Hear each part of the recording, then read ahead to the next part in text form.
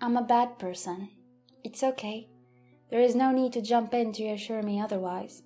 I'm not being self-deprecating, just stating a simple fact. I actively contribute to the evil in the world. I'm a writer. I write the fake news. You know the kind. Anything that makes your great Aunt Linda post poorly spelled rants on Facebook. Anything that confirms the worst suspicions of your racist cousin. Anything that makes your mom call you to warn you about going to the mall alone. It's so easy to do. Here, let me show you. Black Lives Matter planning a massive jihad? What the Obamas don't want you to know. That took 10 seconds. I literally just threw those words together. For the rest of the article, I repeat a little bit of the internet gossip from shady sources, cite a couple of conspiracy theories, and just straight up invent some codes. I'll have it finished and online in 30 minutes. 20 if I don't bother to spell check. I don't believe in any of the nonsense I write, but it makes me, if not a fortune, then enough to get by on with a minimal amount of work. And really, isn't that the dream? It was mine. At least it was, until it became apparent that I'm a bad person. I got the first email almost a week ago. I usually don't check my email during the day, but something about the subject line of this one made me click. It only said, "Hello, James." It caught my attention because it was sent to my writing email, and I always use a pseudonym for anything I publish. Avery Stone. The email read, "Hello, James. I would like to take this opportunity to introduce myself formally. My name is also James, and I'm a big admirer of your work. I find it fascinating how a person such as yourself can spin fresh yarns day in and day out. You've got a finger on the pulse, James. You're quite the cultural empath. I also find it fascinating how you do what you do and still look yourself in the mirror. That's the real talent at play here. Is it a lack of consciousness? Are you merely a sociopath? Or do you ignore the impact that you have on the world around you? Which is it, James? Let me propose, if I may, a game. This game would allow us both a bare understanding of your inner workings. Let's see what you're made of, shall we? Oh, and James, if you delete this email, if you call the police or forward this along to anyone, I'll kill the person you love best. You. Deepest regards, James. I initially dismissed the email. I got hate mail all the time. Occupational hazard, I guess. Yes, the weirdo had my real name, but that could be found with just a little Googling. Still, I opted not to delete the email. I made a folder called Crazy Person and dropped the email in there. I managed to forget all about it, focusing on my creative works. With the state of things right now, you can imagine the amount of fodder I have. Hell, I'm even boarding illegitimate. I have expected to get a correspondence pass to the White House.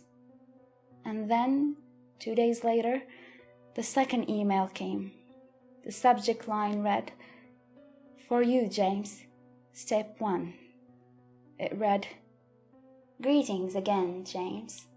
Are you ready to begin? I surely do hope so, as we will be proceeding without your consent from this moment forward. The first step is a simple one. Contact your editor at the esteemed publication, patriotjustice.net. Demand to have every article you've authored stripped from the site. Regardless of the response, if the content is not removed by tomorrow morning when you awake, there will be consequences. Best of luck in your endeavors, James." Well, I certainly wasn't going to be doing that. First off, I had already signed away any rights I had to the content when I published it. I mean, what was I going to do with that stuff anyway? Second, there was no way the author would pull it. I made a few $100 an article, and so I know that what the editor made had to be absurd. He was not going to just pull those things down, not with the number of clicks they got. I threw the email into the crazy person folder with the first one and went on with my day. Even though I was initially distracted, I got over it quickly and managed to write a couple of articles about a homegrown militia of proud patriots and a jihadist plan to burn blonde girls with industrial chemicals found in chemtrails. It was good stuff, if I do say so myself. That night, I slept deeply. I had drowned a couple of glasses of scotch, the good stuff from Islay, and went to bed without a worry on my mind. That all changed when I woke up. It was the stiffness that I first noticed, the difficulty in opening my eyes. I felt like I used to in college after a night of slamming Four Locos and trying to feel up sorority girls with vomit in their hair. My mouth was dry and my face hurt. My whole body ached in that deep way it does when you're first getting the flu. That's what I assumed it was at first, a flu. It seemed bizarre to me. I mean, I hardly ever leave my apartment. Where would I pick up a virus? I sat on the edge of my bed and rubbed my head against my open palms, trying to will the stiffness to subside. When I got up to take a piss, I felt the floor shift beneath me. My head swam and I mentally calculated the amount of booze I had the night before. Not nearly enough to do this. My walk to the bathroom was slow and stuttering. I felt groggy and absent. When I looked in the mirror, I saw why. Staring back at me was not me. I mean, it was, obviously, but it wasn't. The man in the mirror looked puffy and swollen, his eyes beady dots in a mass of shiny red flesh. I tentatively touched my face, feeling the tight skin and pulsing heat beneath. It was as if I'd been stung by a multitude of bees in the night. I thought I must have eaten something I was allergic to, but I had no known allergies. Then I remembered the email. I rushed over to my computer and saw the new unread message sitting in my inbox. Good morning, James. I told you there will be consequences, did I not? You failed your first test, and it was perhaps the easiest of them all. I can't imagine that feels good. Because the first test was the most straightforward, the simplest to comply with. Your punishment has been light. Perhaps the swelling will even subside with time. The next punishment will be more severe. For this reason, it is in your own best interest to follow my instructions completely. Your next task: log on to Facebook, find one of your articles. They've been shared enough that this should be a simple task. Once you've located an article, your job is to convince one person who believes in the lies you tell, just one, that the article is fake. Now, James, does that sound especially difficult? You have one day. For your own sake, I wish you luck. Warmest regards, James. I didn't log on to Facebook. No, I wasn't going to let that psycho tell me what to do. Instead, I searched every inch of my apartment, all 200 square feet of it. There had to be some way for this person to have done what he did. There had to be some reason for it all. How did he turn my skin into this swollen, painful mess? I looked down at my bloated hands. The skin stretched like an overfilled balloon that could pop at any moment. I had to do something. I picked up my phone. He told me not to call the cops, but what else could I do? As I began to dial, my text message alert popped up. The text read, "You must be suicidal, James. Furthermore, what would you tell them?" I dropped the phone. What would I tell them? I got an email and now my skin hurts? It sounded idiotic. There was no one in my apartment, no sign of break-in. They just think I was having some sort of episode. I ran to my door to find it locked tightly from the outside. I banged my swollen fists against it, but heard no response. I took a deep breath and tried to steady myself. I could play along, get it over with and move out of this place. Disappear. After all, how hard could it be to win an argument on Facebook? I logged in and quickly found one of my articles. It had a few hundred comments. Surely among these people I could find someone to convince. I started typing. I laid out who I was and what I do. I made it clear that I wrote the article and that I made it up. I posted link after link, reputable sources debunking my own writing. It didn't work. Everything I wrote was dismissed by every commenter.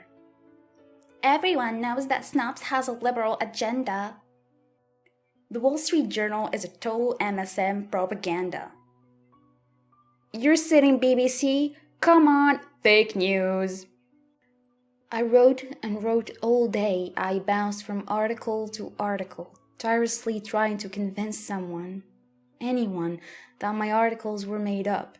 I showed screenshots of my work in progress, of emails where my editor asked me for more sensationalism.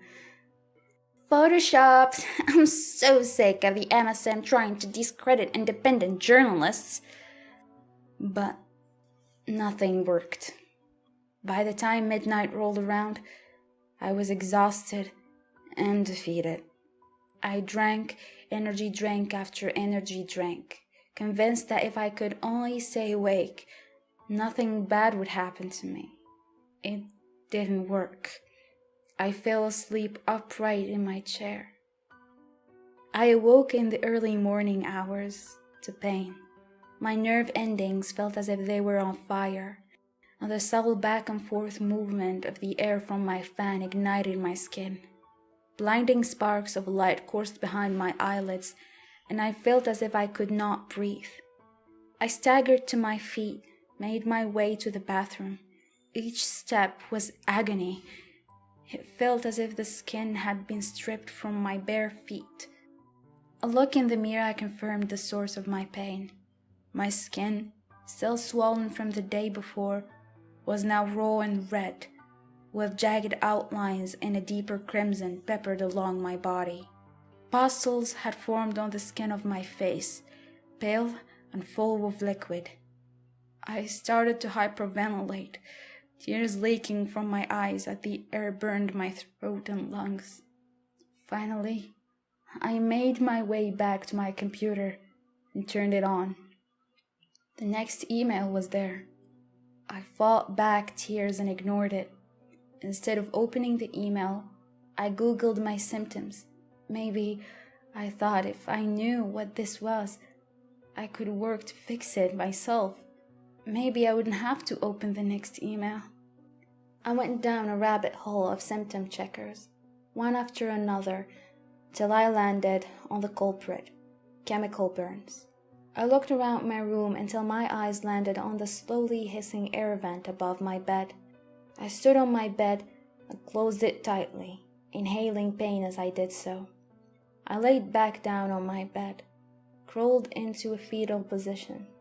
The sheets stung my skin, and I could feel witness where the pustules had burst. Hello, James.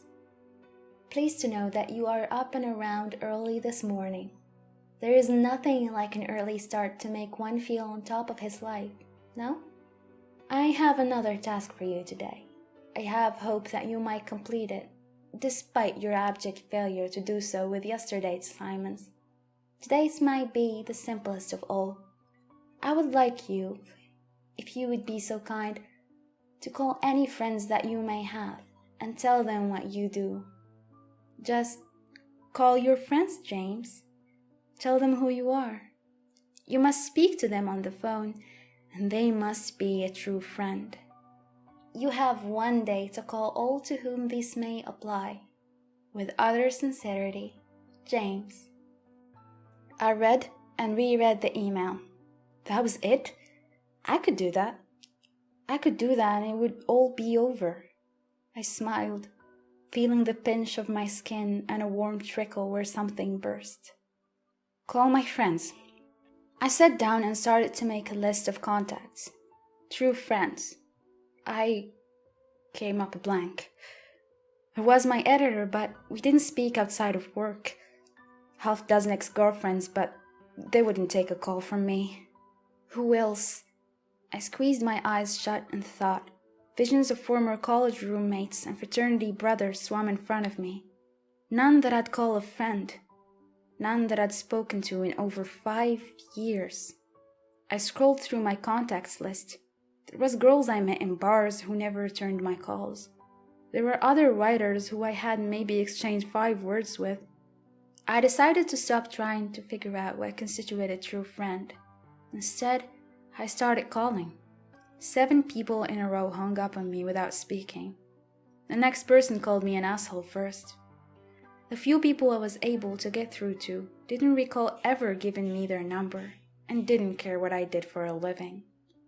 I gave up, defeated and in pain. I sat down on the bed and cried. The sound of a text message gave me a sense of hope, until I saw who it was.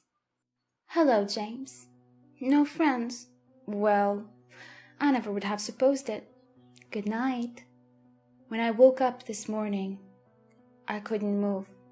I started in horror at my arms, laying uselessly at my side while I tried to shift them. I was paralyzed. Despite my immobility, pain leapt along my nerve endings wherever my sheet touched my skin. I began to scream, crying out for someone to hear me, to rescue me from this nightmare. No one did. Next to my bed, my laptop blinked to life. I strained my neck towards it, leaning with the only part of my body that would move. There, on the screen, was an email already open. "Good morning, James, and what a fine morning it is, don't you agree? I have taken the liberty of installing a voice recognition software on your computer. This will allow you to type without necessitating the use of your hands, which I gather are quite incapacitated. Your final task will require some speech to text, as I need you to profess your true nature to the internet at large. Be ignored online, and you will be ignored in your physical state. Make yourself heard, James. If you are able to successfully accomplish this, I may send someone to see about feeding you. I'm quite afraid that the paralyzation is permanent, but it would be a fright to have you starve to death in that woefully filthy apartment, wouldn't you say? May goodness and luck be on your side, your eternal servant, James." So, you see, I'm a bad person. I really am. After a career of lying and spinning alternative facts, I need you to believe me. Please, believe me.